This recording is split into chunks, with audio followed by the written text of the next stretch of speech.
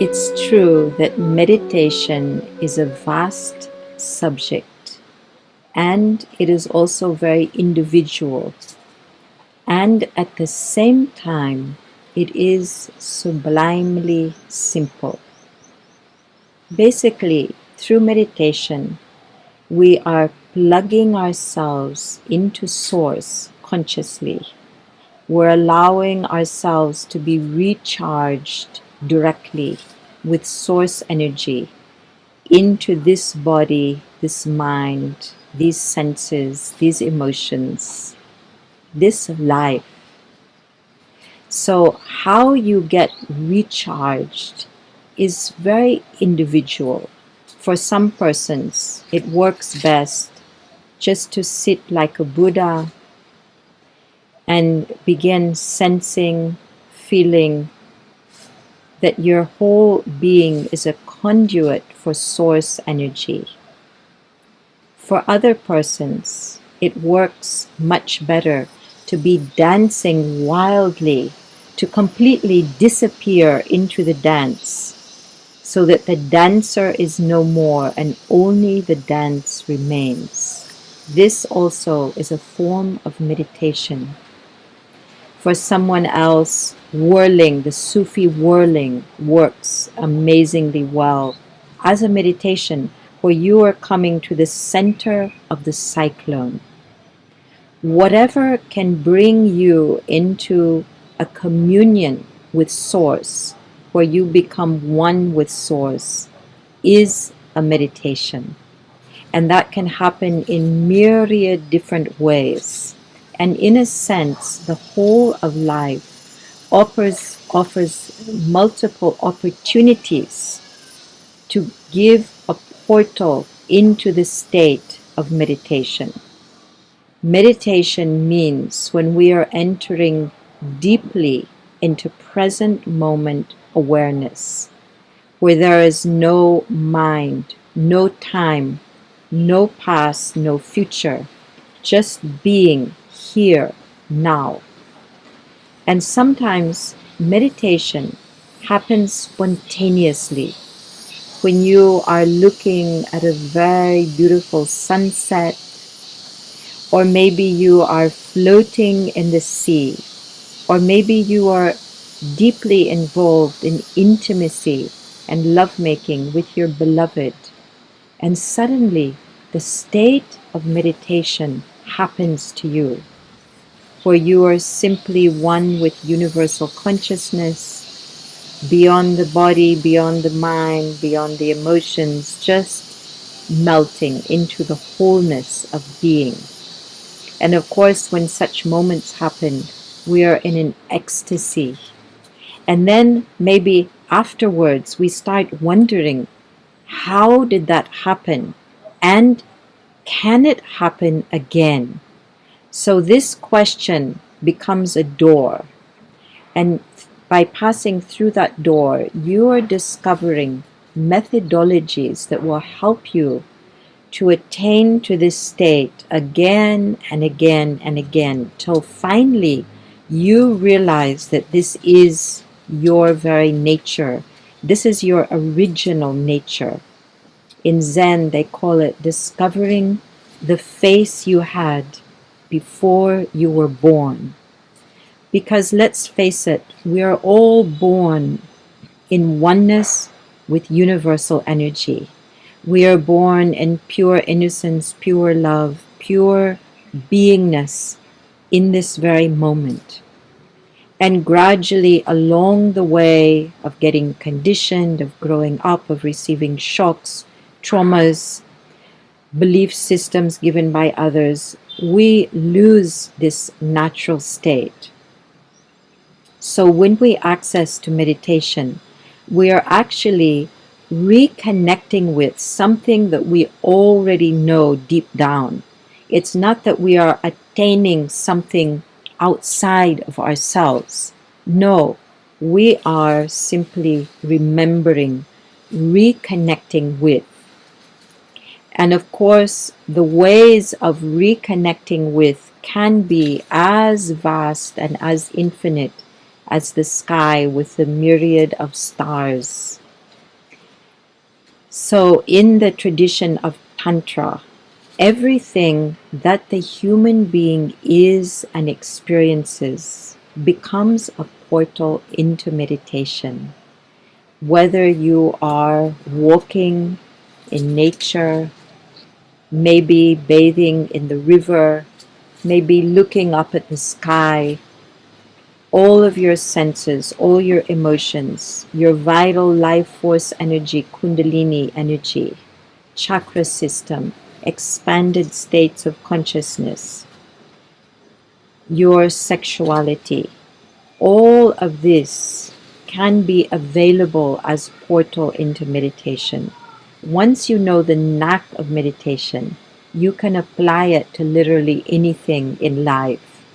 And what is that knack? The knack is becoming a silent witness to the phenomena that is happening in life. Becoming that witnessing consciousness, a detached observer. And by doing so, you will begin sensing an expanded divinity in anything that you are witnessing. So whatever it is, it will become the door into meditation. Now, you might wonder, but how do I apply this in anything in life? By being total. The more total you are in any act, the easier it is to connect to the witnessing consciousness.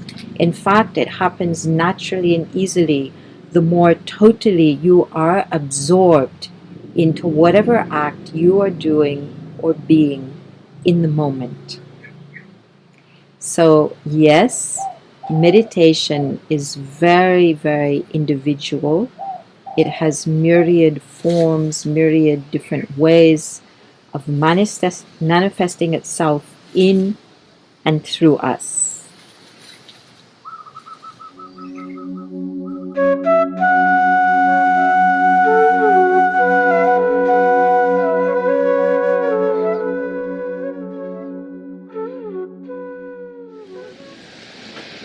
It is interesting that actually yoga and tantra have been intertwining themselves for centuries. In fact, the meaning of yoga is union, and it has to do with the unio mystica, the mystic union. On the path of yoga, the ultimate attainment is samadhi. Samadhi is that state of dreamless sleep, and yet in samadhi we are awake. We have 4 brainwave cycles within us: waking state of consciousness, in between waking and sleeping,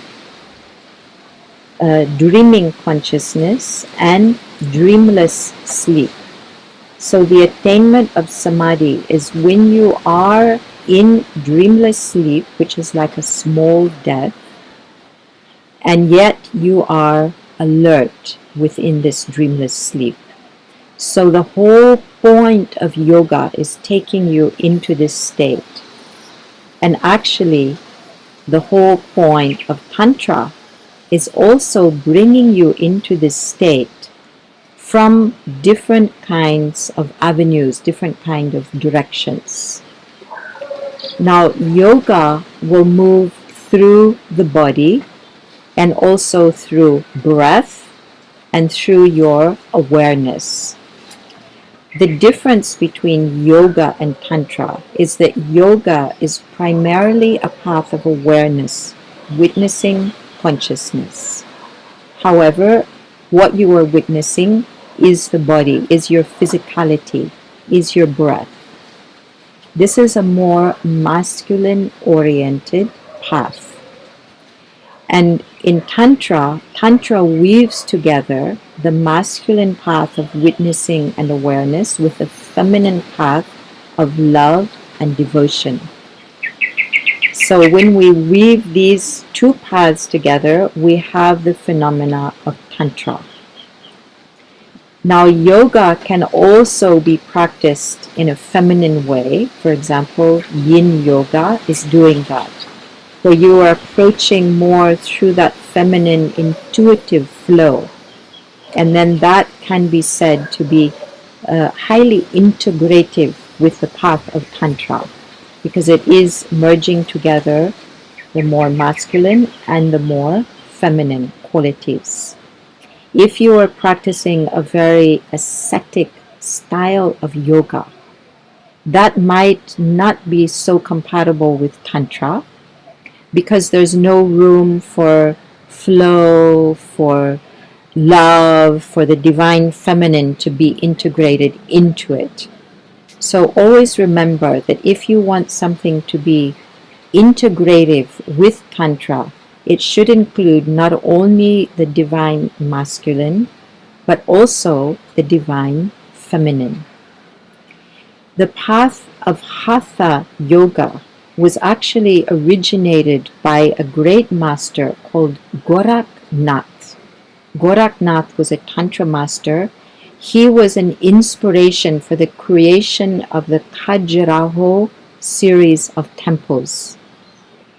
He was also a master greatly revered in Nepal. And he was also highly instrumental in formulating the Vigyan Bhairav Tantra, in consolidating methodologies of Tantra into an understandable path. And at the same time, he brought in the practice of Hatha Yoga to his disciples. He created that path of Hatha Yoga. So in a sense, Hatha Yoga is an amalgam between the path of yoga, the original path of yoga developed by Patanjali, and the path of Tantra. So if you practice Hatha Yoga and you go deeper and deeper into it, you will actually find yourself cruising or surfing directly into a communion with Tantra.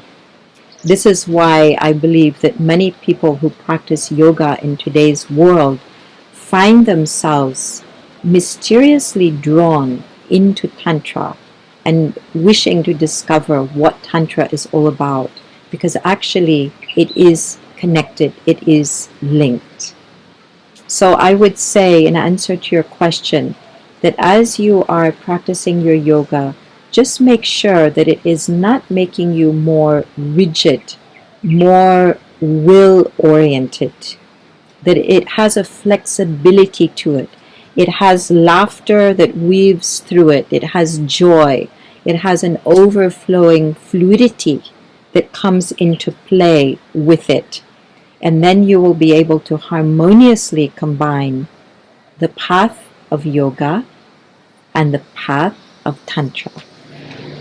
And now we come to the part of your question where you are asking about what is Tantra Yoga. It's very interesting that one of the meanings of the word Tantra is to weave. And it's actually weaving together two opposite polarities.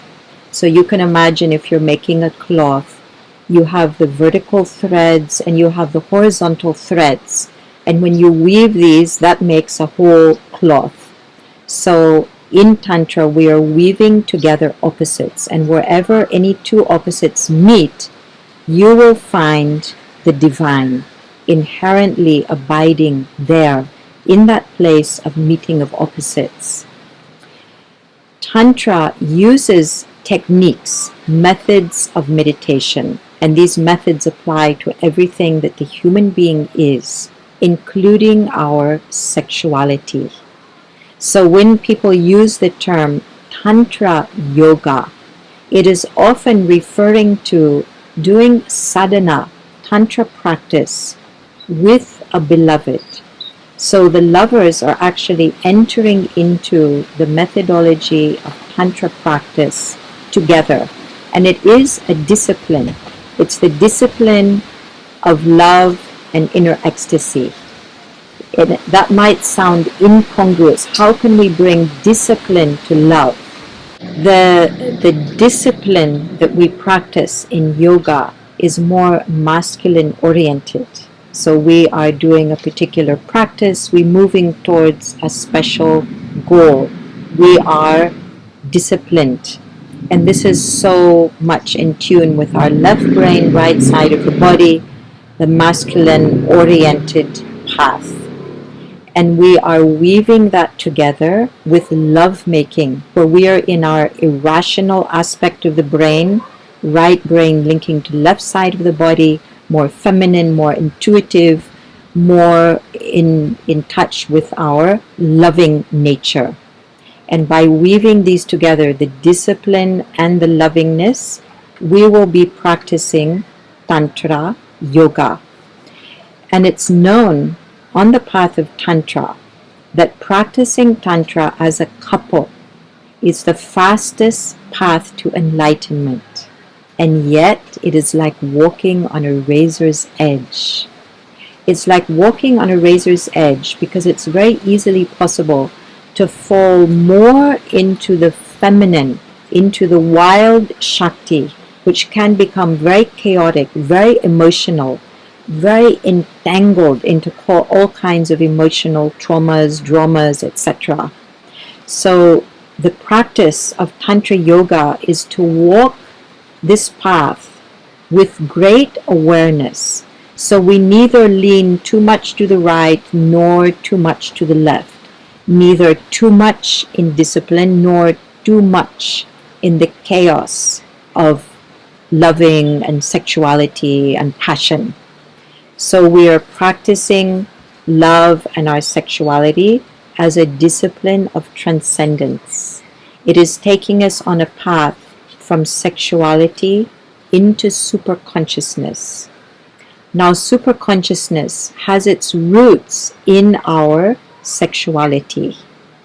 So if we recognize that and we start utilizing this sexual power and energy as a spiritual sadhana, and we raise that energy in and up through our entire chakra system, learning the lessons which are inherent in every chakra, and then opening the same energy into the more subtle realms of the expansion of consciousness and the orgasm with the universe. This is the discipline of Tantra Yoga. It is an extremely beautiful path, and it takes great sensitivity, great skill, dedication, love, and of course, the discipline. It is a yoga because we are bringing awareness to our bodily sensations, actions, and the power that is inherent in our instinctual nature. So it is a kind of yoga practice. We might use different kinds of positions, different kinds of breathing methods, and we are co-creating or weaving that together in partnership. So it is a magnificent path, and yet the way it has been traditionally practiced is more masculine in orientation, because on the path of Tantra Yoga, often they will advise people not to fall in love, because it is thought that love will bring us too quickly into many entanglements, which will get us into difficulty for staying on the path of witnessing and meditation.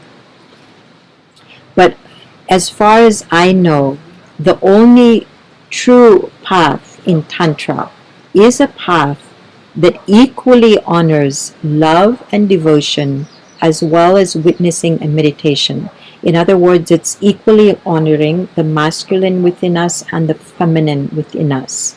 And as these two are woven together, we find the ultimate truth.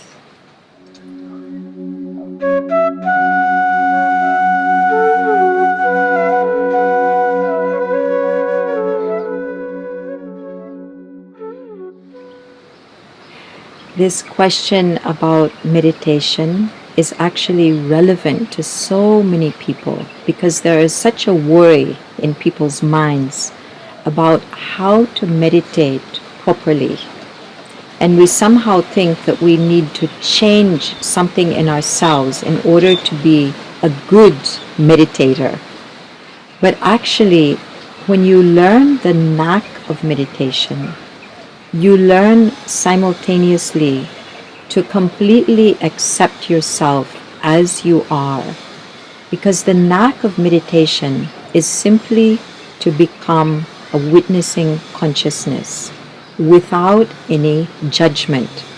So you become like an empty blue sky and everything is just passing by. The thoughts are like clouds passing by in that empty blue sky.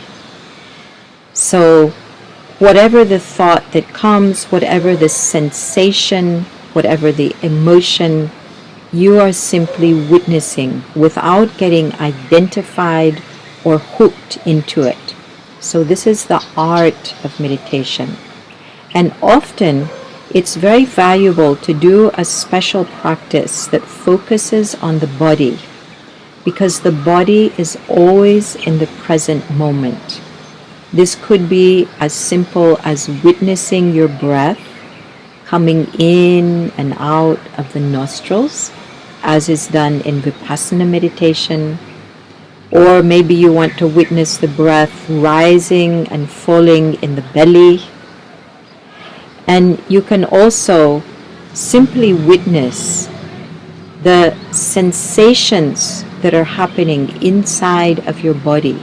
So maybe you're sitting with closed eyes and you become aware of some little tickling sensation on your leg. You just witness it. Maybe you become aware of some kind of breeze passing by on your skin. You witness that. Maybe there's an ache or a pain somewhere in your body. Just witness that. Whatever is happening, whether it's in the mind, whether it is in your body, and even more subtly, whether it is in your emotions, you're just becoming a silent observer, like something that is being reflected in a clear, silent lake. Whatever happens, it's just being mirrored without any ripples happening in the lake of your consciousness. So when you really get the knack, when you are able to witness without any judgment, then all the phenomena that is there that looks like it's trying to distract you slowly settles. It slowly settles, just like mud settling into the bottom of the river.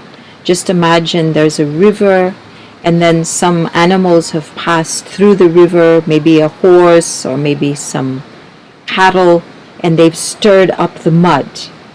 And then you're just sitting by the side of the river, you're witnessing, yes, now mud is coming up, it's stirred up, the water has become more cloudy, more dark, and you just keep sitting there witnessing.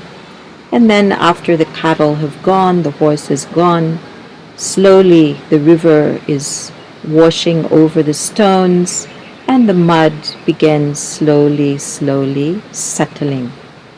In the same way, when we witness the phenomena that's happening in our body, mind, and emotions, slowly the mud that has been stirred up within us settles. If we are not giving food to the egoic mind, it slowly stops trying to get our attention, to snatch our attention, because we have that discipline of not giving into it.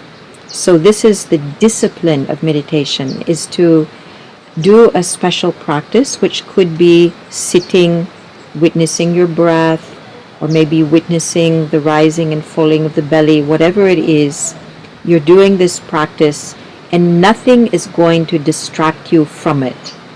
So if, for example, your knee is hurting and you've decided I'm sitting for 20 or 40 minutes, you will not move even though the knee is screaming, move, move, it's too painful, no, I can't go on.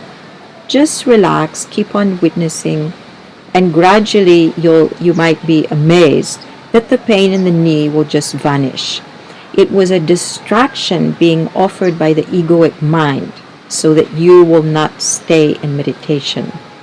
You might wonder why the ego would want to distract you from meditation. Because the ego itself is illusory. It is a kind of protection that is gathered around some inner wounding. And it wants to distract you from just being in the moment because it has its roots in the past, or it has hopes for the future.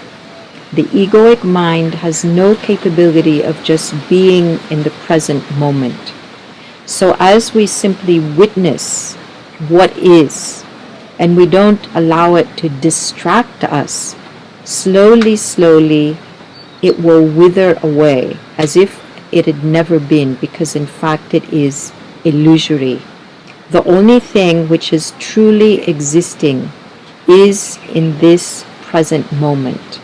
And when you go deeply into this moment, it links to the entire eternity, so that you yourself feel that you are that eternal sky of being. Another thing which is very valuable to understand in regards to meditation and the distractions that come into the mind. Sometimes we have so much emotion that is bottled up that it is really helpful to do some kind of emotional release or some kind of active meditation before we go into silent sitting. Now, this is something that's been recognized very profoundly by Osho. I've heard him say that in ancient times, people were in a more peaceful state within themselves. So it was very easy for them just to sit down and enter into meditation. But in today's world, we have so many stresses accumulated within us that we literally cannot sit silently because there is so much perturbation inside, and that we really need to move our physical energy and our emotional energy before sitting in silent meditation. So if you are a person who feels very distracted by mind, by emotions, etc., tensions in the body, and you feel like it's really difficult to meditate, I highly recommend that you do a series of Osho active meditations, maybe one or more of his active meditations. For example, Osho dynamic meditation, Osho kundalini meditation, Nada Brahma meditation, Nataraj meditation, all of these different methods that he has developed, which will help you to expulse any kind of tensions built up in body, mind, and emotional being. And then it becomes so easy to melt into silent meditation and witnessing.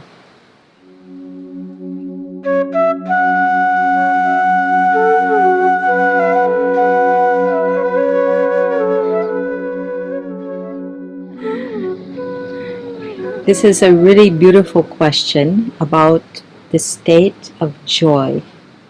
The state of joy is our very essence, actually.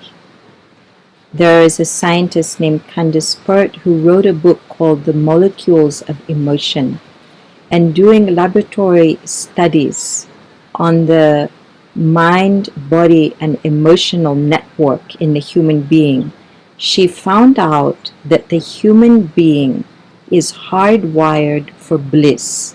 Bliss is our natural state.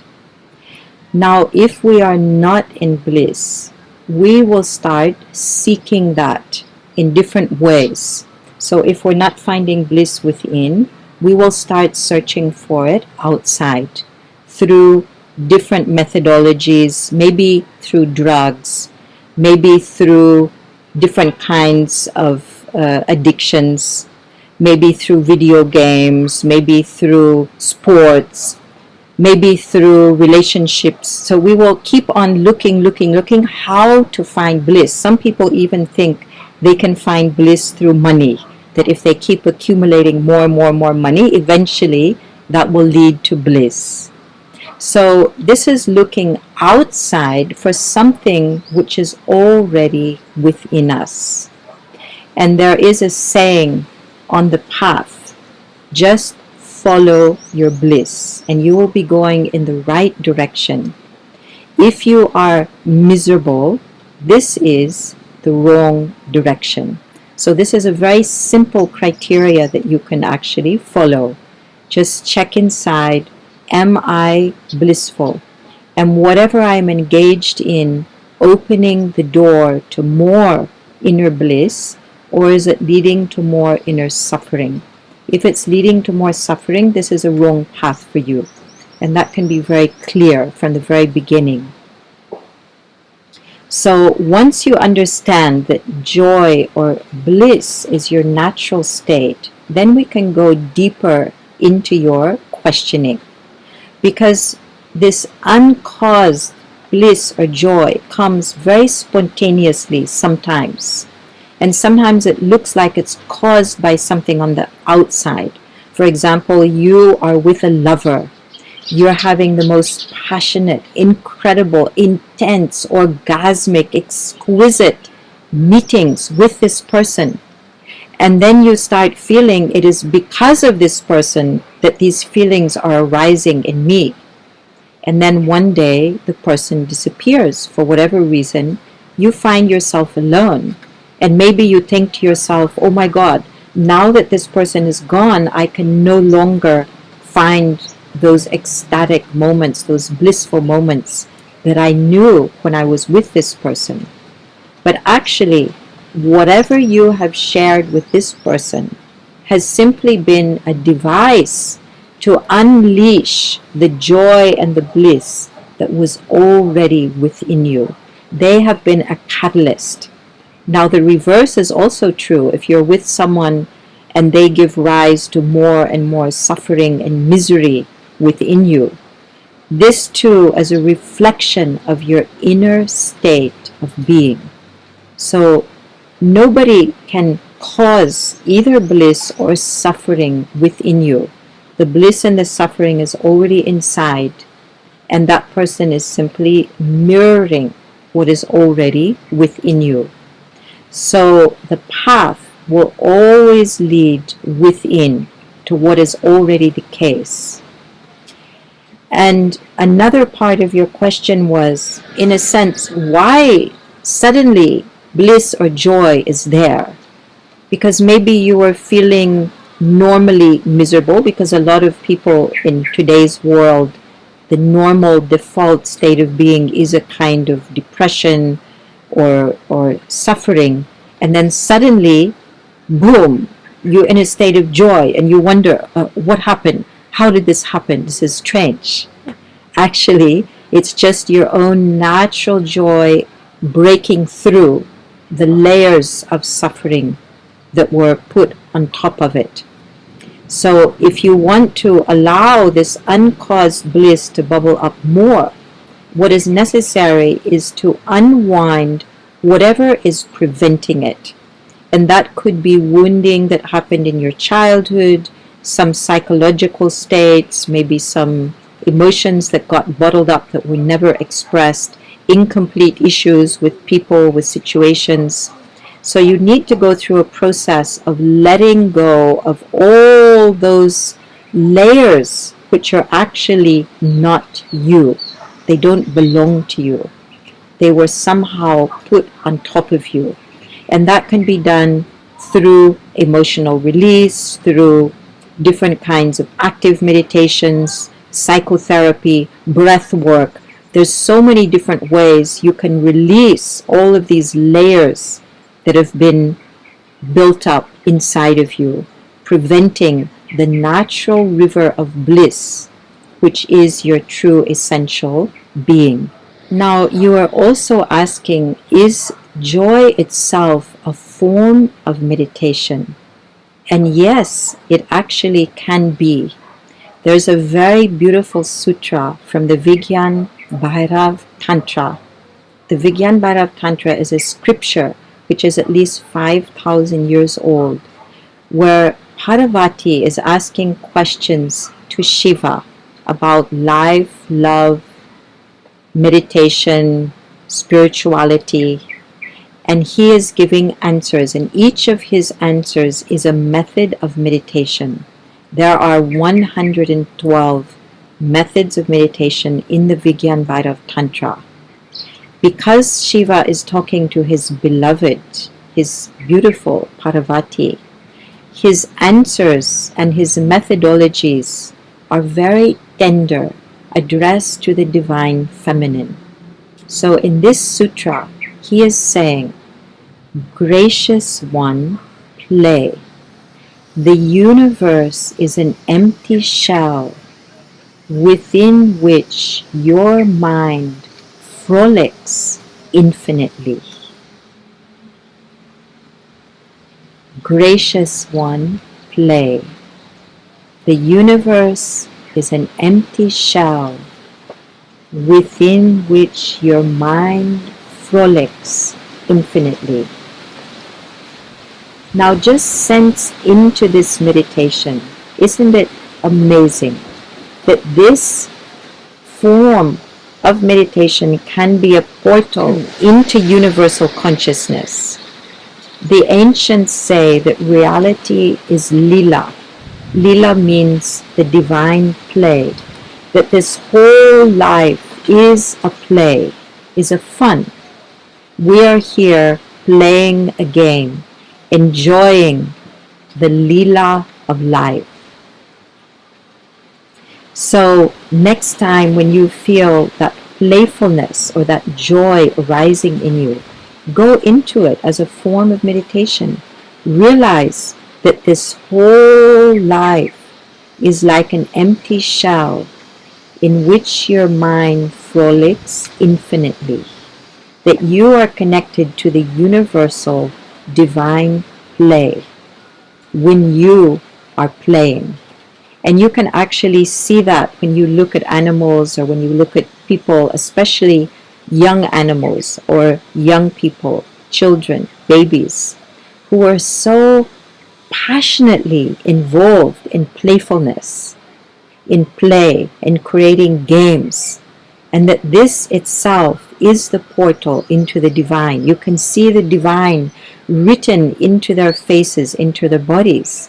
That's why when we see videos of animals playing, it's so fascinating. It gets millions of clicks on YouTube because it is just so wonderful. It reminds us of our own inner capacity to play in, through, and with life. Now, a third question has come into your general questioning about bliss, about joy. And that is, if we need to actually transcend both joy and pain on the path of meditation. So I'd like to explain the discrepancy between bliss and joy. They could be used as if they are one and the same, but there is a subtle difference, because often when we are in a state of kind of euphoric joy, which is caused by some outward event, it's because it is in contradiction to the pain that we feel inside. So you see sometimes people that swing between depression and states of euphoric joy. These are actually two poles of the same energy, where the joy comes momentarily. Maybe they found a new dress, they're ecstatic, oh wow, the new dress, I was looking for that, amazing. Or a new amazing car, and for a while they're infatuated by the car, super joyous, super happy about it. Or they won the lottery, wow, I won the lottery. But this joy is not very deep. It's coming from some superficiality. And then again, they will tumble into pain and misery, suffering, which is their habitual way of being. So when it is like this, yes, you need to transcend both. Because actually, bliss is eternal. It has no beginning, it has no ending. It's uncaused, it is simply our natural state of being. But momentary joy or momentary miseries, these are more superficial and they are caused by outward events, but they don't really touch us at our core. So there is another beautiful sutra from the Vijnana Tantra. Put attention neither on pain nor on pleasure, but between these. So when we put our attention neither on our pain nor on our pleasure, but between these, we will actually tumble back into our natural, uncaused state of equanimity and bliss. And this is actually quite a powerful meditation. So when you sit in meditation and you're just witnessing body, mind, and emotions, you are actually removing your attention from the phenomena of both pleasure and pain. And you're bringing that energy back towards your very center. And when you go deeply within your center, you will find that river of bliss, which is your true nature, that is always abiding, is simply there. And that is truly that space which is beyond pleasure and beyond pain, or beyond momentary joys and momentary pains. So I trust that you will actually sense into what I'm saying, and that this will help you to go deeper and deeper into meditation, into that uncaused bliss, which is your very nature.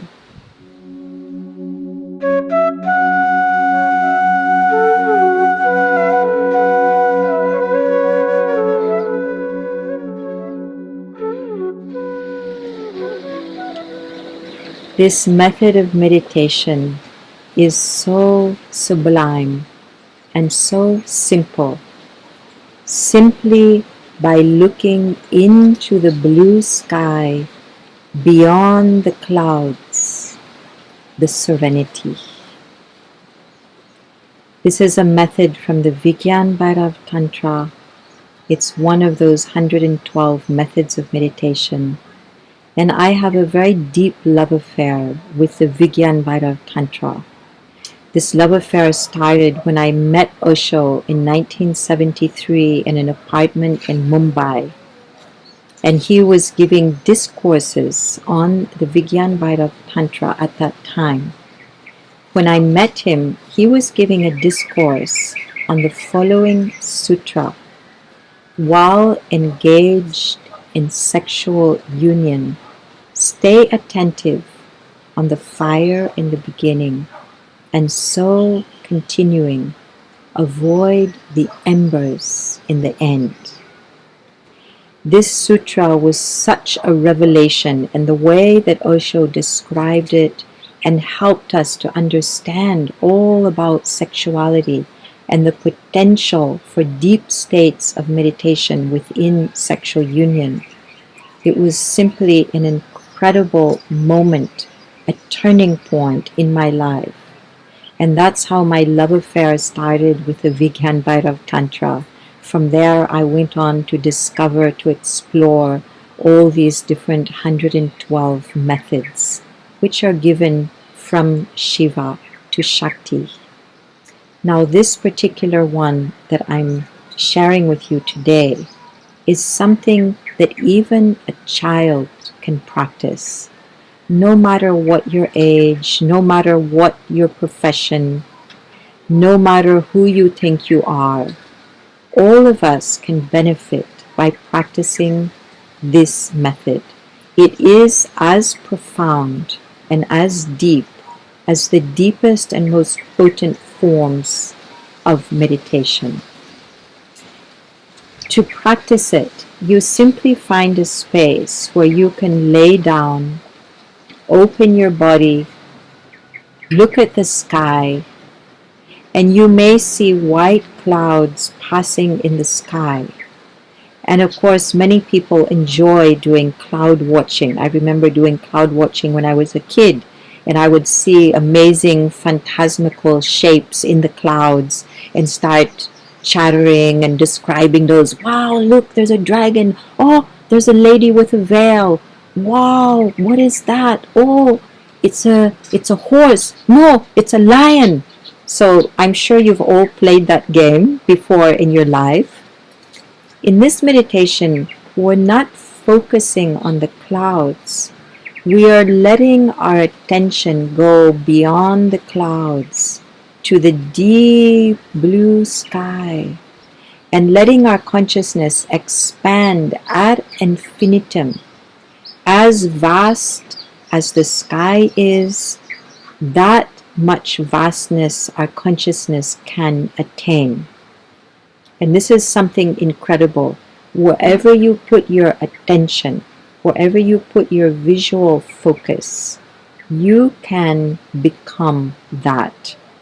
Whatever you look at and you pour yourself into will start manifesting within you.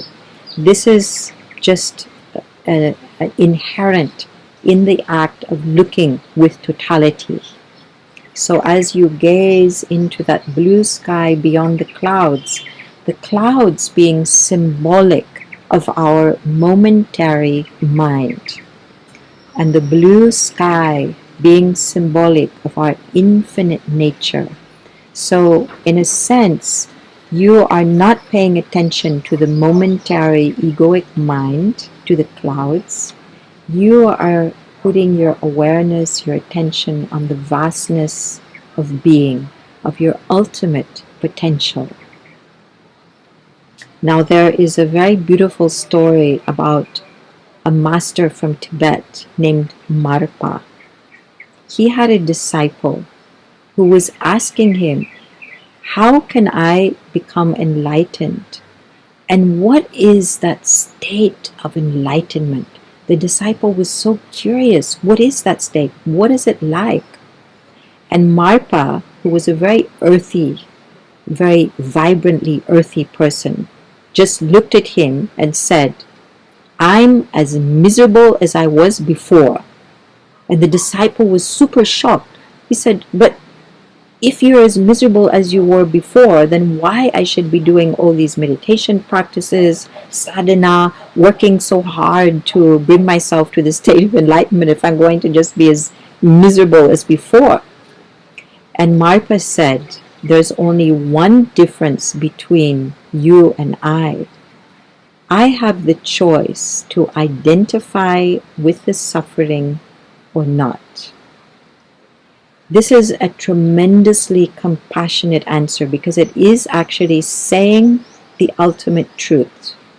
The enlightened and the unenlightened are the same, except for the fact that the enlightened has a choice to focus on the density and the suffering which is part of the human condition or not. He can focus on the clouds, or he can expand his awareness to the vast blue sky. And this is what this meditation is indicating. Try it. You may be amazed at what can happen through this. Because maybe another time you're in a party. So people are engaged in all kinds of activities. There's people who are just cruising on the surface, making small talk. Maybe somebody's on drugs, maybe somebody's dancing, somebody drinking alcohol, and maybe there's somebody who's just sitting quietly and witnessing this whole phenomena. Now you have a choice to focus on the clouds, on the phenomena that's happening in this party, or to look beyond it and to see the more infinite and ultimate nature of reality. So as you practice this meditation with the blue sky and the clouds, eventually you will be able to apply it in any situation in daily life. You will recognize, this is just clouds passing by. My focus is on the infinite blue sky. And you will see a big difference coming to you in regards to how you approach the Lila of life.